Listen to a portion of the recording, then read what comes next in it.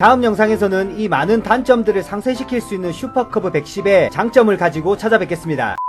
안녕하세요, 서민이야기의 노프로입니다. 슈퍼커브의 단점 영상에 이은 장점입니다. 지난 영상에서는 배달 대행을 함에 있어 슈퍼커브 110의 여러가지 단점들을 리뷰했었는데요. 이번 영상에서는 수많은 단점들을 잘근잘근 씹어먹을 수 있는 제가 슈퍼커브 구매를 결정하게 된 이유, 커브로 배달 대행을 할 때 아주 매혹적인 장점들에 대해 설명하겠습니다. 우선 이 슈퍼커브가 생소하신 분들을 위해 간단하게 소개를 해드리자면, 혼다에서 1958년부터 생산해서 전 세계적으로 1억 대 이상 팔린 우주 명차라는 별명을 가지고 있는 감히 가성비 최고라 말할 수 있는 바이크입니다. 여러분들이 중국집 배달 오토바이로 알고 있는 대리메이 CT 시리즈가 바로 슈퍼커브의 라이센스를 따서 만든 바이크예요. CT의 시초, 조상님이라고 볼 수 있는 역사 깊은 바이크입니다. 자, 이제 본론으로 들어가겠습니다. 첫 번째 장점이에요. 발착지성이 좋습니다. 슈퍼커브의 시트고는 740mm로 발착지성이 매우 좋아서 운전하기가 편리합니다. 특히나 배달 일을 하시는 분들은 하루에 수십 번도 넘게 예상치 못한 변수들을 만나게 되는데요. 발착지성이 편하다는 건 그만큼 내가 이 바이크를 컨트롤하기 편하다는 말이에요. 딱 보기에도 시트고가 낮아 보이는 혼다의 벨리 110을 보시면 시트고가 710mm로 매우 낮습니다. 사실 벨리는 키가 크신 분들이 타게 되면 조금은 우스꽝스러운 모습이 나올 수가 있어요. 반대로 커브는 남녀노소 누구나 편하게 조작할 수 있는 바이크입니다. 저는 키가 170입니다. 오빠!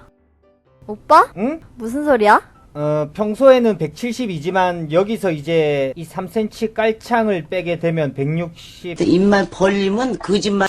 지난 영상에서 단점으로 말씀드렸던 이 가벼움도 상황에 따라서는 장점으로 바뀝니다. 바람이 많이 부는 날에는 장거리 배달 시에 영향을 받는 편이지만, 사실 배달이라는 게 장거리보다는 단거리로 치고 빠지는 퍼센테이지가 훨씬 높기 때문에 105kg 밖에 안 되는 차체 무게와 740mm의 시트고와 퓨전을 하면 어마어마한 장점이 됩니다. 예를 들어 막다른 골목으로 들어갔는데 오토바이가 돌아 나올 공간이 애매한 경우에는 사이드 스탠드 세워놓고 오토바이 잡아 돌려버리면 돼요. 가벼운 차체와 편안한 발착지성의 시트고는 내가 다루기 만만하다는 점에서 배달 대행을 놓고 봤을 때 큰 장점이라 할 수 있겠습니다. 둘째, 배달 음식을 싣고 꺼내기 편합니다. 이건 발착지성과 연관되는 이야기입니다. 지금의 리뷰는 배달 대행과 슈퍼커브의 관계에서 장점을 이야기하는 거기 때문에 이 이야기를 안 할 수가 없어요. 이게 무슨 말이냐면, 소수의 분들을 제외하곤 대부분의 분들이 이런 배달통을 달고 다닙니다. PCX, MX 물론 훌륭한 바이크고 장점이 많은 친구지만 이 부분만큼은 슈퍼커브 압승이에요. 배달 대행은 음식을 하나만 싣고 다니는 게 아니에요. 상황에 따라서 여러 개의 배달 음식을 넘어지지 않게 테트리스 해야 하는 경우도 자주 발생하고, 두세 개, 많게는 대여섯 개까지 싣고 다니기 때문에 목적지에 도착했을 때 일일이 주소를 보고 꺼내야 하고 다시 테트리스를 해서 잘 싣고 내려야 하는 경우는 매일 있어요. 이럴 때 이제 텐덤 쪽 시트고가 매우 높은 중형 스쿠터 이상급으로 가게 되면 배달통의 높이도 상당히 높아지게 됩니다. 키 175 이하, 즉 우리 같은 대한민국 표준 키의 여러분들은 까치발을 딛게 되고 음식이 잘 안 보이기 때문에 여기에서 꽤 많은 시간을 허비하게 되기도 합니다. 이게 은근히 스트레스를 받아요. 1초가 아까운 배달러들은 에너지 낭비가 아닐 수가 없어요.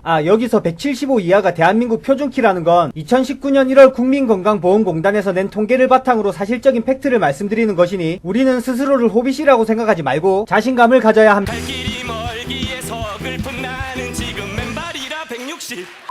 셋째, 연비가 좋습니다. 슈퍼커브는 실로 엄청난 연비를 자랑합니다. 기름 냄새만 맡아도 간다는 말이 있을 정도의 변태 같은 놈이에요. 공식 재원에 따르면 정속 주행 시 65.2km의 연비라고 나와있지만, 실제로 주행을 했을 때는 RPM을 레드존까지 막 쥐어짜도 최소 1리터에 45km, 평균 50km 내외로 나옵니다. 여러 실험들을 봤을 때 PCX 실제 연비가 30 중반에서 후반, MX 실연비가 30 초반에서 중반이 나온다고 봤을 때 경제적인 측면에 있어서는 상당한 이득을 볼 수 있는 장점이에요. 특히나 배달 일을 생각하시는 분이면 이 장점은 더욱 극대화가 되는데요. 저 같은 경우에는 현재 휘발유 가격이 1,400원대에 완전히 앵꼬 수준에서 4,500원을 넣으면 하루에 10시간을 일하고도 기름이 남았습니다. 돈 벌려면 커브 타라는 말이 괜히 나온 말이 아닌 걸 실제로 체감했어요. 근데 왜 나는 돈이 없는 건지 이해가 안. 넷째, 내구성이 엄청납니다. 커브의 또 다른 별명은 좀비 바이크예요. 혼다라는 브랜드의 대부분의 바이크들이 내구성이 좋기로 유명하지만, 특히 커브는 실로 검증된 바이크라고 할 수 있습니다. 실제로 모 해외 채널에서 이 슈퍼커브를 가지고 실험을 했었는데요. 폐식용유를 넣고 한계 중량 보다 4배 많은 짐을 싣고 10m 높이에서 떨군 후에 도로 주행을 한 실험이 있었는데, 테스트 중에 엔진이 멈추거나 장고장이 발생한 적이 없었고, 심지어 떨어뜨린 후에도 시동이 걸리고 바퀴가 찌그러진 상태에서도 굴러갈 정도였어요. 좀비 바이크라 불리우는 데는 이유가 있습니다. 기본적인 소모품만 갈아주면 지쳐서 쓰러질 때까지 탄다고 보면 되겠습니다. 요즘 대림의 CT는 장고장 때문에 말이 많기도 하지만, 커브는 장고장에 스트레스 받을 일이 없습니다. 이게 일을 하다 보면 누구나 기변병이라는 게 찾아오는데, 바이크를 바꾸고 싶지만 바꿀 만한 마땅한 변명거리가 배터리가 없어서 어쩔 수 없이 오래 타게 되는 분들도 있어요. 이 혼다라는 브랜드의 바이크들은 내구성 하나만큼은 깡패라고 보시면 됩니다. 5번째, 제동력이 훌륭합니다. 제동력은 잘 나가는 거 이상으로 중요한 바이크의 필수 요건이에요. 커브는 앞 디스크 뒷 드럼으로 일반적인 스펙이긴 하지만 우리에게는 스쿠터는 가지지 못하는 기어 브레이크가 있습니다. 저 같은 경우에도 우선 오른발로 뒷브레이크를 천천히 잡으면서 오른손으로 앞브레이크를 손 BS를 이용해 커팅하면서 잡고 왼발로는 기어를 변속하면서 기어 브레이크도 같이 잡아주는데요. 위급한 상황에서 이 기어 브레이크 역할을 톡톡히 받습니다. 특히 비나 눈길에서 급박한 내리막길을 만났다 치면 스쿠터는 기어가 중립 상태에서 내려오기 때문에 불안한 느낌을 지울 수가 없고 슬립할 가능성이 높은 반면에 커브 같은 경우에는 1단에 기어가 걸려있는 상태에서 내려오기 때문에 속도에 제동이 걸린 상태로 내려오게 돼요. 그래서 조금 더 안정적으로 내려올 수가 있습니다. 실제로 픽시S를 타시는 지인분은 겨울 폭설 대비용으로 슈퍼커브를 가지고 있기도 할 정도로 물론 숙달하는데 시간이 걸리고 누구나 다 잘 탈 수는 없겠지만 숙달이 됐다는 가정하에 기어 브레이크와 손 BS면 ABS 부럽지 않게끔 주행할 수 있는 장점이 있습니다. 6번째, 왼손이 놀아요. 커브는 왼발로 기어 변속을 하고 오른발로 뒷브레이크를 잡고 오른손으로 앞브레이크를 잡거나 스로틀을 감기 때문에 왼손이 하는 일이 없어요. 왼쪽 핸들은 핸들을 제외하고 아무런 레버가 없습니다. 이게 왜 장점이냐면 콜 잡기가 굉장히 편합니다. 주행 중에 휴대폰 조작은 굉장히 위험한 행동이고 저 또한 요즘에는 2개나 3개를 미리 잡아놓고 주행할 때는 주행만 하는 형태로 일을 하고 있지만 한 번씩 신호대기 때 콜 뜨는 걸 보다가 이걸 잡고 싶은데 신호가 바뀌었다. 일단 출발은 했어요. 근데 앞차가 급정거를 하거나 또 다른 변수가 생겨서 속도를 줄여야 하는 경우에 스쿠터는 이미 왼손이 휴대폰에 가 있기 때문에 오른손으로만 브레이크를 잡아야 하지만 단독으로 앞브레이크만 잡는 건 매우 위험한 행동입니다. 하지만 커브는 왼손이 놀아요. 뒷브레이크를 오른발로 밟으면 됩니다. 예전에 중국집 배달원들이 괜히 한 손에 철가방을 들고 배달을 다닌 게 아니었던 걸 확인하실 수 있습니다. 자, 마지막 7번째 장점입니다. 이뻐요. 이쁩니다. 배달하는 오토바이가 이렇게 이뻐도 되나 싶을 정도의 감성이 있습니다. 우리나라에서만큼은 혼다의 원래 출시 의도와는 다르게 고급형 스쿠터로 내놓은 PCS가 배달용으로 더 많이 쓰이고 일하라고 만든 상용 바이크인 슈퍼커브가 일상용으로들 많이 구매를 한 만큼 요즘에는 배달보다는 출퇴근이나 시내 라이딩용으로들 많이 구매하는 바이크가 슈퍼커브예요. 제가 처음 이 커브를 가지고 집에 따고 왔을 때 마눌님께서 하셨던 은혜로운 말씀 중에 하나가 오토바이 이쁘다였어요. 오토바이에 1도 모르는 마눌님이 봐도 이뻐 보인다고 했을 정도로 디자인 면에서는 매우 만족스럽다고 말할 수 있는 바이크입니다. 그리고 순정으로 나오는 튜닝 파츠들이 굉장히 많아서 아기자기한 튜닝을 하고 이쁘게 타고 다니시는 분들이 상당히 많습니다. 커브의 이 감성만큼은 사실 대림의 시티가 흉내낼 수 없는 부분이라고 생각합니다. 자, 오늘은 커브의 장점들에 대해서 말씀드렸습니다. 나열해보자면 발착지성이 좋고 배달하기 편하고 연비가 좋고 내구성이 좋고 제동력이 좋고 왼손이 하는 일을 오른손이 모르게 할 수 있으며 감성이 살아있다는 장점들을 이야기했습니다. 제가 따로 업로드했던 커브의 단점 영상을 장점들과 꼭 비교해보시기를 바라며 본인에게 맞는 바이크를 잘 찾으셔서 사고 없이 안전하게 운행하시기를 진심으로 바라겠습니다. 그래서 오늘의 주옥 같은 결론은 자기야, 내 키를 그렇게 꼭 공개해야만 속이 후련했냐?